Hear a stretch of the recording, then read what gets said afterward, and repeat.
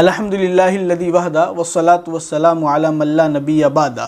اکثر لوگ بالوں کے متعلق سوال پوچھتے ہیں کہ بال کے سنت طریقہ کیا ہے، بال کے رکھنے کے سنت طریقہ کیا ہے، اور دوسری بات یہ ہے کہ جو بعض لوگ فیشن کے طور پر آدھا بال کٹواتے ہیں اور آدھا چھوڑ دیتے ہیں، جیسا کہ آپ اسکرین پر دیکھ سکتے ہیں اس طریقے کے بال رکھنے کا حکم کیا ہے۔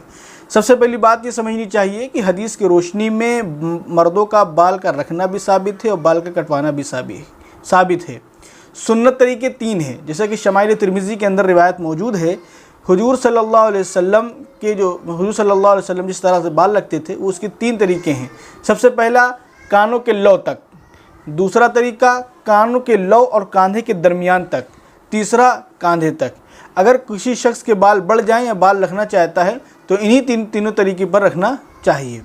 اور تیسری بات یہ ہے کہ آپ نے اکثر دیکھا ہوگا اکثر نوجوانوں کو کہ وہ آدھا بال سائڈ سے کاٹتے ہیں اور بیچ کا رکھتے ہیں، یعنی آدھا بال کاٹ دیتے ہیں اور آدھا چھوڑ دیتے ہیں۔ حدیث کے اندر اس کی ممانعت آئی ہے اور اس حدیث کے اندر اس کو قضا سے تعبیر کیا گیا ہے، اس کو قضا کہا جاتا ہے۔ حضور صلی اللہ علیہ وسلم کی حدیث ہے، مشکات المصابیح کے اندر روایت موجود ہے۔ حضرت نافع ایک صحابی رسول ہیں، حضرت ابن عمر رضی اللہ تعالیٰ عنہ سے روایت کرتے ہیں کہ انہوں نے کہا میں نے نبی کریم صلی اللہ علیہ وسلم کو قضا سے منع فرماتے ہوئے سنا۔ حضرت نافع سے پوچھا گیا کہ قضا کیا ہے، تو انہوں نے کہا قضا اس کو کہتے ہیں کہ لڑکے کے سر کے بعض حصوں کو مونڈ دیا جائے اور بعض حصوں کو چھوڑ دیا جائے۔ بخاری اور مسلم دونوں کے اندر یہ روایت موجود ہے۔